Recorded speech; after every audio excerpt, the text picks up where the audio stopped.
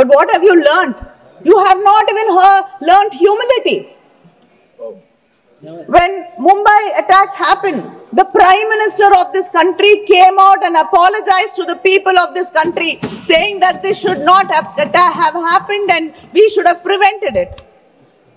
Learn the humility from him. He is no more. I don't think even the Congress people remember Jawaharlal Nehru ji as much as you do. But I should thank you for that. Because of you, so many young people in Tamil Nadu have gone back to read Periyar and Ambedkar.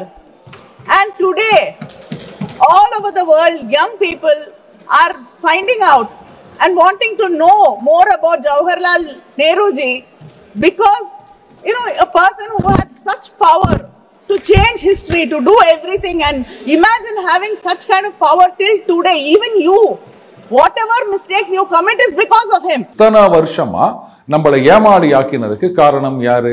Nehru. திருப்பி நேருவையே சொல்லி நிக்கிறீங்கன்னா எல்லாமே அவர் பண்ணதுனால தாங்க நாடு இந்த முன்னேற்றம் அடையாம இருந்தது இத்தனை வருஷமா. எல்லாத்துக்கும் லைசன்ஸ் இப்ப சொல்லுவாங்க இந்தியாவில் வந்து தொழில் புரட்சியை கொண்டு வந்தவர். எப்படிங்க எல்லாத்துக்கும் தட்டுப்பாடு இருக்கிறது பேர் தொழில் புரட்சியா? எனக்கு சுத்தமா புரியல. ஒரு புரட்சி அப்படின்னு சொன்னா அப்ப அதுல இருந்து வர பொருட்கள் வந்து ஏராளமா உற்பத்தி ஆகணும், தங்கு தடையாமல் கிடைக்க வேண்டும். அதுதானங்க. அப்ப அந்த உணவுப் பொருள் தேவைக்கு பசுமை புரட்சி கொண்டு வந்தோம், பாலுக்கு வெண்மை புரட்சி கொண்டு வந்தோம். இன்னைக்கு வந்து பாலுக்கோ நமக்கு சோத்துக்கோ தட்டுப்பாடு கிடையாதுங்க. அப்ப தொழில் புரட்சின்னு வந்தாச்சுன்னா அப்போ அந்த தொழிற்சாலையிலேருந்து வர ப்ராடக்ட் எல்லாம் தங்கு தடையில்லாமல் கிடைக்கணுமா வேணாமா? ஆனா லைசன்ஸை வச்சுக்கின்னு நீங்க 5 வருஷம் 6 வருஷம் பிளாக்ல விற்கிறது இப்படின்லாம் இருந்தா அதை எப்படிங்க தொழில் புரட்சின்னு சொல்ல முடியும்? இப்படித்தான் எல்லாம் போட்டு உருட்டிட்டு இருந்தாங்க இத்தனை வருஷமா. அதையெல்லாம் டிஸ்மேண்டில் பண்ணிட்டு இருக்கோம். சொல்ல போனா நரசிம்மராவ் அவர்கள் காலத்துல வந்து மன்மோகன் சிங்னு சொல்லுவாங்க, இல்ல AN வர்மா, அமர்நாத் வர்மா, அவர் தான் வந்து இந்த புதிய பொருளாதாரம், தாராளமயமான பொருளாதாரம் இதுக்கெல்லாம் ஆர்கிடெக்ட் அப்படின்னா அவர் தான். அவரோட இருந்த காலத்தில் நான் பிளானிங் கமிஷனில் ஒர்க் பண்ணியிருக்கேன். வந்து அற்புதமான மனுஷன். பட் அவருக்கு அந்த கிரெடிட் கிடைக்கல அப்படின்னு வச்சுக்கோங்க. எல்லாம் உடனே மன்மோகன் சிங் அவர் வெறும் ஃபினான்ஸ் மினிஸ்டர். சொல்லப்போனால் இந்திரா காந்தி அவர்கள்கிட்டையும் வந்து ஃபினான்ஸில் ஏதோ அட்வைசராகவோ என்னவோ இருந்தார் மன்மோகன் சிங் அவர்கள். அப்போ நாடு வந்து பொருளாதாரத்தில் அதுவும் 71 வாருக்கு அப்புறம் நாசமாக போயிருந்ததுங்க. அதெல்லாமும் காங்கிரஸ் ஆட்சி காலத்தில் நடந்த விஷயங்கள் தான். அண்ட் பிரைம் மினிஸ்டர் அவர் ஒரு டிசிஷன் எடுத்தாரு, ஆர்கிடெக்டா இவர் இருந்தாரு, எல்லாம் ப்ளூ பிரிண்ட் போட்டு கொடுத்தாங்க. ஃபினான்ஸ் மினிஸ்டர் அதை எக்ஸிக்யூட் பண்ணாரு, அவ்வளவுதான். ஸோ இதெல்லாம் வந்து டிஸ்மேண்டில் பண்றதுக்கு இட் வில் டேக் டைம். உடனே எல்லாம் நடக்கிற விஷயம் கிடையாது. இப்போ ரஷ்யாலேயே வந்து அந்த சோவியத் ரஷ்யான்னு எத்தனையோ ஆண்டுகள் இருந்தது. நிறைய தவறான தகவல்கள் இப்படியே பண்ணிட்டு இருந்தாங்க. ப்ரையாரிட்டிஸ் எதுன்னு இல்லாமல் ஒரு மாதிரி இருந்து அதுக்கப்புறம் அந்த சோவியத் ரஷ்யா உடைந்து ரஷ்யன் ஃபெடரேஷனாக மாறி நிறைய நாடுகள், சின்ன சின்ன நாடுகள், தனித்தனி நாடுகளாக போயிட்டு அந்த சிஸ்டத்தை மறுபடியும் ரிவைவ் பண்ணி கொண்டு வர்றதுக்கு புட்டின் அவர்களுக்கு எத்தனை வருஷம் ஆச்சு? ரஷ்யா அப்படின்றது வந்து சொல்லப்போனால் ஒன் ஆஃப் த சூப்பர் பவர்ஸாக இருந்த நாடு அது, இல்லையா?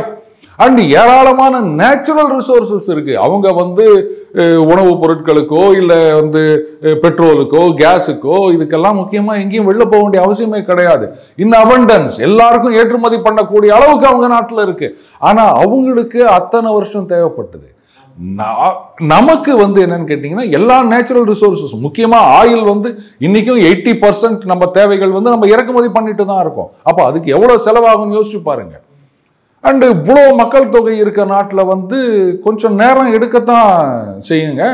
இதுனா நூடுல்ஸ்ன்னு நினச்சிங்களா 2 நிமிஷத்தில் போட்டு கொடுக்கறதுக்கு? வடை பாயசத்தோட சோறு வேணும்னா கொஞ்சம் வெயிட் பண்ணி தான் ஆகணும். அதனால நேரு சொன்னாங்கன்னா ஆமாங்க, பண்ண தப்பெல்லாம் சொல்லி காமிக்க தான் செய்வாங்க.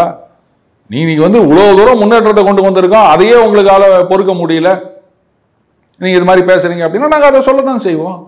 சொன்னது உண்மையா பொய்யா அதை மட்டும் கேளுங்க. திருப்பி அவரும் சொல்றீங்கன்னா எல்லாத்தையும் டிஸ்மேண்டில் பண்ணி சரி பண்ணிட்டு இருக்கங்க. எதை சரி பண்ணல சொல்லுங்க? எல்லாத்தையும் தான் பண்ணிட்டு இருக்கு. அதாவது மும்பை தாக்குதலுக்கு அப்புறம் மன்னிப்பு கேட்டார்னு சொல்றீங்க. இது ஒரு ட்ரெண்ட் ஆயிடுச்சுன்னு நினைக்கிறேன். சாரி சொல்லிட்டா முடிச்சு போச்சா? எனக்கு தேவை சாரி இல்லை. இன்னைக்கு கூட ஒருத்தர் சொல்லியிருக்காரு, நீதி வேண்டும்னு கேட்டிருக்காரு. அப்போ ஒருத்தன் தாக்குதல் நடத்துறான் அப்படின்னு சொன்னா அவனை வந்து பின்னி படல் எடுக்கணுமா இல்லை இங்க வந்து சாரி சொல்லிட்டு இருக்கணுமா? எது தைரியம்? எது உண்மையான அரசு? இனிமே இந்த மாதிரி நடத்தினியானா இதை விட அதிகமாக கொடுப்போம் அப்படின்னு சரியான பாடம் கற்றுக் கொடுத்துருக்கோம் இல்லையா?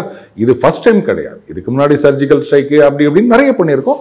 ஒவ்வொரு தடவையும் அது கொஞ்சம் அதிகரித்து கொண்டே போகின்றது. புரியுதுங்களா? நம்மளுடைய அடி அப்படின்றது முதல்ல வந்து அப்படியே காது திருகுவோம், அப்புறம் தலையில குட்டுவோம், அதுக்கப்புறம் புலேர்னு ஒரு அறை விடுவோம், அதுக்கப்புறம் கையை முறுக்கி முதுகில் ஒரு கும்பாங்குத்து கொடுப்போம். இந்த மாதிரி ஸ்டெப் பை ஸ்டெப்பா நம்ம போயிட்டு இருக்கோம்.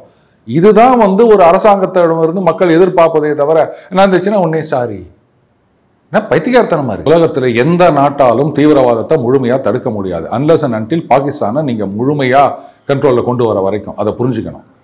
என்ன பல தீவிரவாத செயல்களில் பாகிஸ்தான் பின்னணியில் இருக்கின்றது அப்படின்றது உலகத்துக்கே தெரியும்.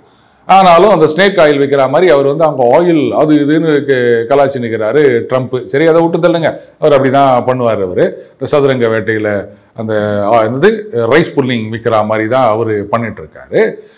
இந்த விஷயங்கள் அதுலேயும் அந்த பஹல்காம் இதில் பொறுத்த வரைக்கும் லோக்கல் சப்போர்ட் இருக்கு. அந்த ஆங்கிள்லையும் என்ஐஏ விசாரணை நடத்தி நடவடிக்கைகளை எடுத்துட்டு வராங்க இல்லையா? அப்போது அவங்கள நீங்கள் யாரும் கேட்க மாட்டீங்களா? ஒருவேளை உள்நாட்டில் யாராவது சப்போர்ட் பண்ணியிருந்தாங்கன்னா ஏங்க இது மாதிரி பண்ணுறீங்க பண்ணியிருந்தாங்கன்னா அப்படி டிஸ்க்ளைமரோட சொல்கிறேன் நான். அதெல்லாம் கேட்க மாட்டீங்களா நீங்கள்? உள்ளூர் சப்போர்ட் இல்லாமல் அந்த மாதிரி நடந்திருக்குமா அப்படின்னு கேட்டால் என்ன பண்ணுவீங்க? தீவிரவாத தாக்குதல் அப்படின்றதே 100% அப்படின்னு யாரும் சொல்ல முடியாது.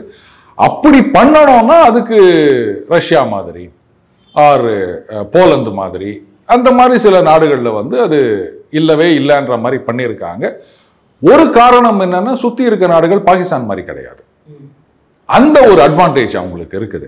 அதனால இதுமே நடக்காதா இனிமே நடக்காதா அப்படின்னா சரி, இங்கே இந்த சமூக நீதி கண்காணிப்பு குழு தலைவராக வேற ஒருத்தர் போட்டாங்க. என்னத்தை கண்காணிச்சு நிற்கிறாங்க? இந்த மாதிரி இந்த போலீஸ் புரூட்டாலிட்டி இனிமே நடக்காதுன்னு சொல்ல முடியுமா? இதுக்கு அண்ணன் ஆர் ஆசா அவர்கள் ரொம்ப அழகாக சொன்னார். அது நடக்கதாங்க செய்யும். என்னங்க இதில் வெளிநாட்டு சதி ஒன்றும் கிடையாது, உள்ளுக்குள்ள லா அண்ட் ஆர்டர் மேட்டர் தானே. அதுக்கே என்ன சொன்னார் அண்ணன் ஆர் ஆசா? அப்புறம் இதை போய் நீங்கள் கேள்வி கேட்டுக்கிறீங்க. அங்கே யாராவது திருப்பி கேட்டுருக்கணும். இந்த மாதிரி உங்க எம்பி சொல்லியிருக்காரு, இதுக்கு நீங்கள் என்ன சொல்றீங்க அப்படின்னு கேட்டுருந்தாங்க. இதுக்கு தான் தமிழ் கற்றுக்கணுன்றது. நீங்கள் எங்களை ஹிந்தி கற்றுக்க சொல்லாதீங்க, தமிழ் கற்றுக்குன்னு இவங்க என்ன பேசுகிறாங்கன்றத நீங்கள் கீனாக வாட்ச் பண்ணாலே போதும். இவங்களுக்கெல்லாம் சரியாக நம்ம பதில் கொடுக்கலாம். இதுதான் பாஜக பண்ணுற பெரிய தப்புன்னு நினைக்கிறேன். ஒரு பட்டாலியனே இங்கே அனுப்பிச்சு அட்லீஸ்ட் இங்கே இருக்க யாரையாவது எப்போ அந்த தமிழில் இருக்கிறத ஹிந்தியில் சப்டைட்டிலாவது போட்டு எங்களுக்கு அனுப்புங்க, நாங்கள் டெய்லி இதை பார்த்து நிற்கிறோம். இதுவே போதும் அவங்களுக்கு பதில் கொடுக்கறதுக்கு. இப்படி ஆரம்பித்தாலே போதும் விக்ரம். அதுக்கப்புறம் யாரும் அங்கே வாயே திறக்க மாட்டாங்க. அதுலேயே அண்ணன் ஆர் ஆசா அவர்களுடைய பேட்டியெல்லாம் செம இன்ட்ரெஸ்டிங்காக இருக்குது. பாஜக ரொம்ப யூஸ்ஃபுல்லாக இருக்கும் அப்படின்னு நினைக்கிறேன். அவங்க அதை புரிஞ்சுக்கணும்.